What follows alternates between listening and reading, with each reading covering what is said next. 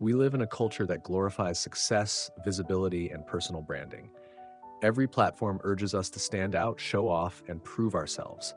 At first glance, this pursuit of recognition seems harmless, even motivating. Yet beneath the glitter of external validation lies a hidden adversary, an enemy subtle, persuasive, and profoundly destructive. That enemy is ego. Unlike hunger, disease, or poverty, ego cannot be fought in the streets or measured with statistics. It exists in the quiet recesses of the mind, shaping our thoughts and decisions. It whispers, "You already know enough. You are better than them. You deserve more. You must protect your image at all costs." The ancient Stoics, those practical philosophers of Greece and Rome, recognized ego for what it was, a constant barrier to wisdom. To them, the pursuit of virtue, the only true good, was impossible so long as ego ruled the heart. Marcus Aurelius, Rome's philosopher-emperor, urged himself daily to be wary of vanity, comparison, and the hunger for praise. Epictetus, once a slave, warned against being disturbed by things beyond our control, including reputation. Seneca, the statesman, reminded his students that pride blinds the soul. Today, their warnings are more relevant than ever. In an age of algorithms that monetize attention and economies built on comparison, ego thrives in ways the Stoics could scarcely imagine. If we are serious about self-improvement, if we truly seek strength, resilience, and clarity, then we must first confront ego, the silent saboteur within. This essay explores why ego is the greatest obstacle to growth and how Stoic philosophy offers a remedy.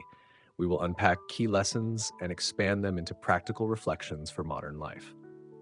Our aim is not abstract theorizing, but actionable wisdom, a way to live humbly, authentically, and freely, even in a world that constantly feeds our pride.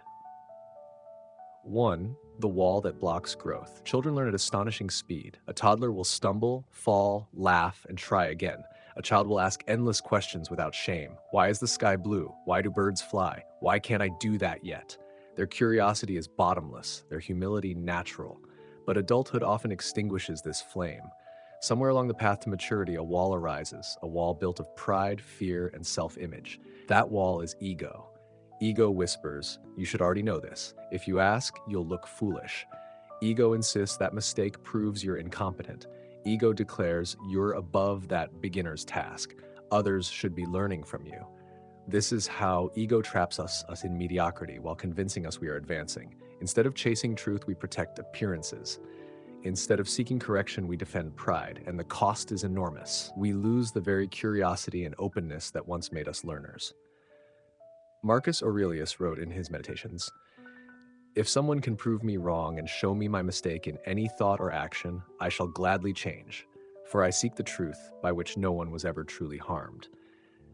That attitude is the antidote to ego. To live this way is to dismantle the wall brick by brick until life again becomes a school where every mistake is a lesson, every conversation a class, and every day an opportunity to grow. 2. Pride versus wisdom. Ego and wisdom are sworn enemies. Pride insists on appearing right. Wisdom seeks to be right. Pride resists correction. Wisdom welcomes it. Pride defends the fragile self. Wisdom strengthens the self by exposing its weaknesses. Consider a heated argument. When someone points out our error, ego leaps to defend. "I can't admit I was wrong. It will make me look weak." But wisdom knows the opposite. To admit error is strength, for it brings me closer to truth.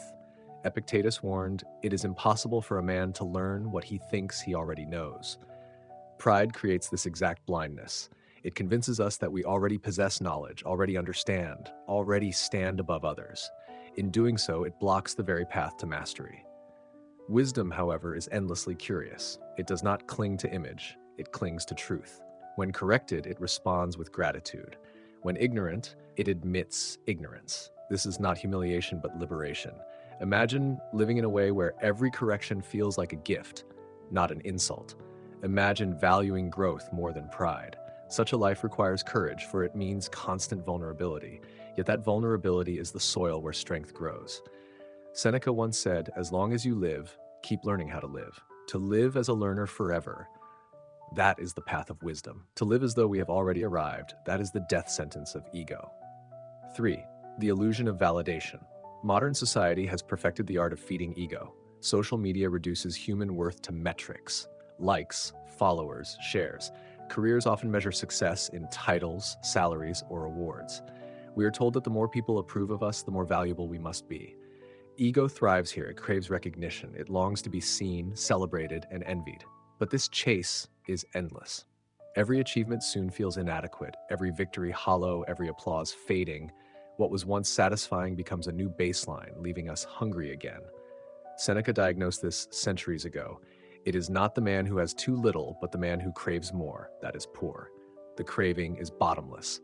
No matter how much we acquire, ego whispers, it isn't enough. The Stoic alternative is radical. Ground your worth not in others' opinions, but in your own integrity. Instead of asking, how many people approve of me? Ask, am I living according to my values? Instead of measuring wealth by accumulation, measure it by contentment. Modern author Ryan Holiday captures the same truth. Ego is the enemy of what you want and of what you have, of mastering a craft, of working well with others, of building loyalty and support. When you detach from validation, you free yourself from ego's hunger. You step off the treadmill of comparison and discover that enough is already here. 4. Perception and the ego's trick. The Stoics taught that suffering is not caused by events, but by our interpretation of them. Epictetus said, men are disturbed not by things, but by the view which they take of them. Ego distorts perception. It convinces us that rejection is humiliation, that failure is catastrophe, that criticism is betrayal. Ego turns obstacles into monsters larger than life. But with humility, the same events shrink. Failure becomes feedback. Rejection becomes redirection. Criticism becomes a mirror. Seneca urged us to embrace the present. True happiness is to enjoy the present without anxious dependence on the future. Ego resists this. It clings to the past, wounds, grudges, regrets, and obsesses over the future, fears, ambitions, fantasies. The result is constant agitation, as though life is never quite enough. By letting go of ego, we reclaim clarity. We accept what we cannot control and focus on what we can, our thoughts, choices, and actions. We stop living as prisoners of interpretation and begin living as authors of meaning. This is not resignation, it is empowerment.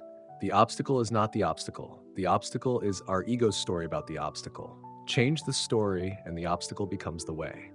5. The chains of superiority confidence is necessary for action, but ego twists confidence into superiority. It convinces us we are smarter, more talented, more deserving. Yet superiority is a chain disguised as strength. When we believe we are above others, we stop listening. When we believe we are too advanced, we stop learning. When we believe we cannot fail, we refuse to risk. Marcus Aurelius cautioned against this delusion. Do not be wise in words, but be wise in deeds. Ego is content to appear wise. Humility seeks to be wise. Ego wants reputation. Humility wants truth. Feedback is where the difference becomes clearest. Ego resists correction, seeing it as an attack. Humility embraces correction as a path to growth. Marcus himself admitted, if someone can show me that what I think is not right, I will happily change. For I seek the truth. Imagine adopting this posture, eager to be corrected, delighted to be proven wrong, joyful at each chance to grow. Such humility dismantles the chains of superiority and restores the freedom to learn. Ego shackles us to appearances. Humility sets us free to improve. 6. The inner citadel. The Stoics spoke of an inner citadel, a fortress of resilience within every human being. No matter what storms rage outside, this inner fortress can protect us if we guard it well. Ego, however, leaves the gates wide open. It ties our peace to things outside our control: wealth, reputation, status, others' opinions. When those are threatened, our fortress collapses. Epictetus declared, "No man is free who is not master of himself." Ego enslaves us to externalities, but humility grounds us in virtue, the one thing truly under our control. When we anchor our worth in integrity, not applause, we discover unshakable peace. Praise or blame, success or failure, fortune or misfortune, none of these can shake the citadel. Marcus Aurelius urged acceptance. Accept the things to which fate binds you, and love the people with whom fate brings you together. Acceptance is not weakness, it is strength. Ego demands control of what cannot be controlled. Humility surrenders to reality and finds freedom in what remains: our choices, our actions, our character. To build the inner citadel is to disarm ego and reclaim freedom. 7. The cost of ego in modern life. Ego is not merely an abstract concept. It leaves fingerprints everywhere in modern life. our relationships, our work, our personal ambitions. Let us explore 3 domains where its cost is especially high. Relationships. Ego poisons connection. It makes us defensive when loved ones offer criticism, jealous when friends succeed, dismissive when others hold different views. Instead of seeing relationships as opportunities for mutual growth, ego turns them into contests of dominance. Consider an argument between partners. Instead of listening, ego pushes us to win the debate, to prove superiority. But victory at such a cost is hollow. We may win the argument but lose intimacy. True strength lies not in domination, but in understanding. Work and career. Ego blinds us in professional life. It convinces us that asking for help is weakness, that admitting mistakes is fatal, that titles define our worth. It resists collaboration, hoards credit, and craves recognition. But the most effective leaders are those who resist ego. They delegate, listen, and learn. They know that humility, not pride, creates trust. Ego-driven leaders may rise quickly but fall even faster, undone by arrogance and isolation. Personal ambition. Ego distorts our goals. Instead of seeking mastery, we chase fame. Instead of pursuing purpose, we pursue applause. Instead of valuing progress, we crave perfection. The result is burnout, envy, and perpetual dissatisfaction. We sacrifice peace for prestige and discover too late that prestige cannot fill the soul. The Stoics remind us, self-improvement is not about appearing great, but about becoming good. It is not about outshining others, but about aligning with virtue. The cost of ego is a life spent chasing shadows. The reward of humility is a life anchored in substance. 8. Practical practices to tame ego. Philosophy without practice is empty. To fight ego, we must adopt daily habits that ground us in humility. Here are 7 Stoic-inspired disciplines. Daily self-examination. Marcus Aurelius journaled nightly, reviewing his actions and thoughts. We can do the same. Ask, did ego guide my response today? Did I act for truth or for pride? What can I do better tomorrow? The view from above. A Stoic exercise. Imagine yourself from a bird's eye view, then from the edge of the earth, then from the stars. In that vastness, how small are your anxieties? How absurd your pride? This practice shrinks ego by restoring perspective. Voluntary discomfort. Ego craves comfort and superiority. To weaken it, practice humility deliberately. Sleep on the floor once a month. Eat a simple meal when luxury is available. Choose silence when you could boast. By training yourself to live without status, you break ego's hold. Seek out correction. Invite trusted mentors to critique you. When they do, resist defensiveness. Respond with gratitude. Each correction is a gift, a sharpening of your character. Detach from praise and blame. Remind yourself daily, praise does not make you better, blame does not make you worse. Both are opinions, not truths. Anchor yourself in virtue, not voices. Practice negative visualization. Imagine losing what you value, health, wealth, reputation. Not to despair, but to remind yourself that these externals are fragile. Gratitude deepens when we realize how temporary everything is. Ego weakens when we stop clinging. Amor fati, love of fate. Marcus Aurelius urged us to embrace not just what happens, but to love it. Ego resists fate, demanding control. Humility accepts, adapts, and even delights in the unexpected. These practices are simple, but not easy. They require vigilance, honesty, and courage. Yet with repetition, they reshape perception and dismantle ego's illusions. 9. Stories of ego's rise and fall. History provides vivid illustrations of ego's dangers. Alexander the Great conquered empires, but could not conquer himself. His insatiable ambition, driven by ego, left him dead at 32, victorious yet empty. Julius Caesar rose with brilliance but felt a betrayal, partly because his ego could not tolerate limits on power. In contrast, Marcus Aurelius ruled the Roman Empire with humility. Despite absolute power, he reminded himself daily that he was mortal, fallible, and a servant of duty. His meditations remain a manual for humility and leadership. In modern times, we see the same. Leaders undone by arrogance, celebrities consumed by image, innovators blinded by pride. The lesson repeats, ego builds rapidly but collapses catastrophically. Humility, though quieter, endures. The humble leader earns loyalty. The humble learner grows continually. The humble individual remains unshaken by praise or blame. 10. Ego and the fear of death. At its root, ego often springs from the fear of mortality. We crave recognition because we fear being forgotten. We chase legacy because we cannot accept our smallness in time. The Stoics address this directly. Marcus Aurelius wrote, Soon you will have forgotten all things, and all things will have forgotten you. Rather than despair, the Stoics found freedom here.